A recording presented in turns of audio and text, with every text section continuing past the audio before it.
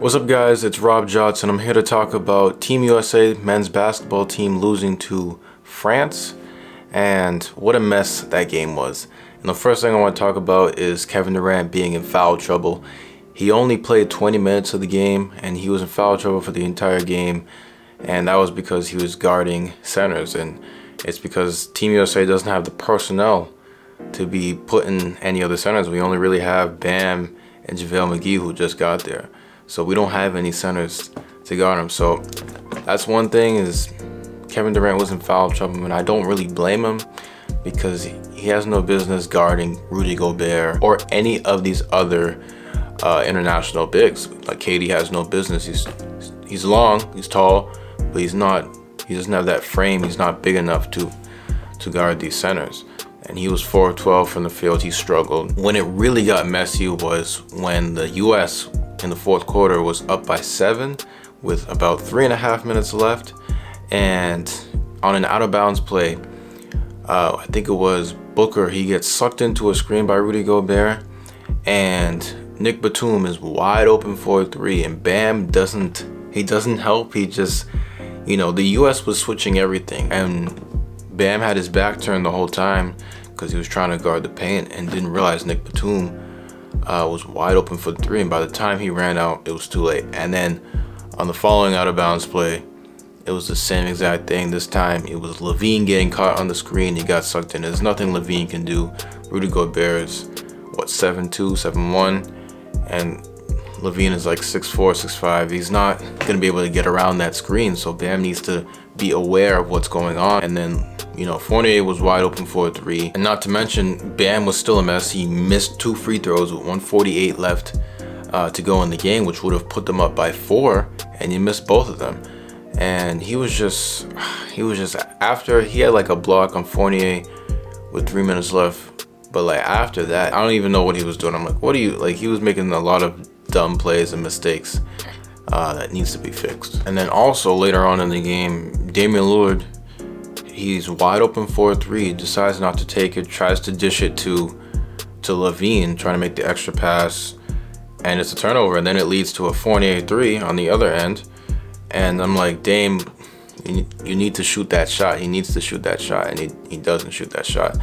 And then not to mention, he also had that turnover where he slipped, and it was the game was kind of over then, and he just had those 2 careless turnovers, slipping and throwing the ball away. And then when it really got messy was that possession where Durant pulls a 3 over Rudy Gobert, a tough shot, he misses it. Bam gets the offensive rebound, he passes it out to, I believe, maybe Dame, and I think Dame hits LaVine, and then LaVine misses that, he bricks it, they get another offensive rebound, and then Durant misses another 3, and then they get another chance, an opportunity, and Drew is wide open in the corner, and he misses the 3. And I'm like, none of you guys could have hit a shot, none of you. And Durant had 2 opportunities, couldn't make it. And I know he was kind of out of the flow for most of the game because he was in foul trouble. So, but no one could hit a shot. And what's worse was Gershon Yabusele was down on the ground for the last 2 shots of that possession, and instead of driving to the rim or something, they decided to take 3s on those shots, and they missed all of them, and it was a mess. It was really a mess. And you got to give credit to France.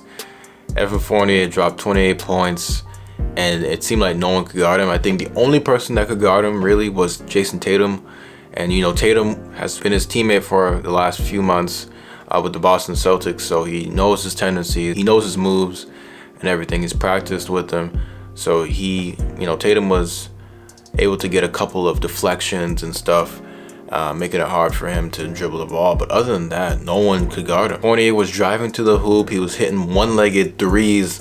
It was kind of ridiculous. I'm like, who is this guy? Wish he could do it for Boston, right? But for France, he was just unstoppable. He was driving to the hoop. It didn't matter who was in the paint. The Team USA doesn't have a big who's intimidating, really.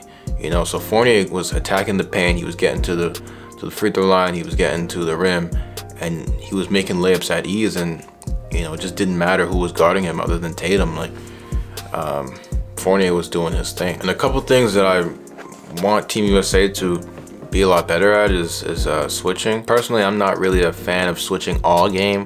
You know, I'm a fan of switching when it makes sense. So if it's Kawhi Leonard and Paul George being put in the switch, you know, that makes sense. You know, you can switch that. But when it's a center and a point guard, that's not a good switch. That's not a smart switch either. So a lot of times, you know, you have a smaller guy for Team USA guarding Rudy Gobert, for example, like he was in this game. It creates a lot of offensive rebounds and easy opportunities for the other team. And while the Team USA's big is out on the perimeter guarding the other team's players, there's no inside presence to get that defensive rebound. So that's another thing. Switching is not always the best idea. I like it in spurts, but I don't like it when you're doing it all game because it doesn't work. And we saw that with the Clippers and the Mavericks in that series. Luka was killing the Clippers when they were switching everything, and you know, it doesn't always work and it doesn't fix everything. And another thing is that switching is supposed to also limit confusion as well. So there's less miscommunication, but you know, you saw how Bam didn't switch on Batum and Fournier on those 2 threes, and it's just like, come on, man. I think that's one of the reasons why you're switching, you know, so there's not any miscommunication. But clearly there was some miscommunication on those 2 possessions. And another thing is rebounding. Team USA is small. They're a small team. I'm expecting JaVale McGee to get more minutes in these Olympics because he's the really only true big. Kevin Durant isn't big enough. He's tall, but he's not big enough. Draymond Green is not tall enough. He's physical, but he's not tall enough to be grabbing boards over these guys. And JaVale McGee is the only 7-footer who can, you know, kind of grab rebounds and block shots for this team. So I'm expecting and I want him to play more minutes because rebounding is a key thing, a key component into winning games.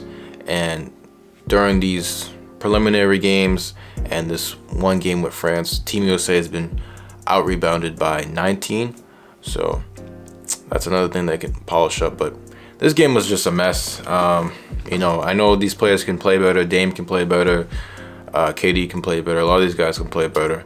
But, you know, they just need to fix some things and get better for the next game against Iran. So, you know, I thought Drew Holiday was pretty good. He was probably their best player in that game. You know, it's crazy he didn't even practice with them. He just got there the night before, I believe. I give him credit. So, but other than that, hopefully Team USA gets that win against Iran in their next game.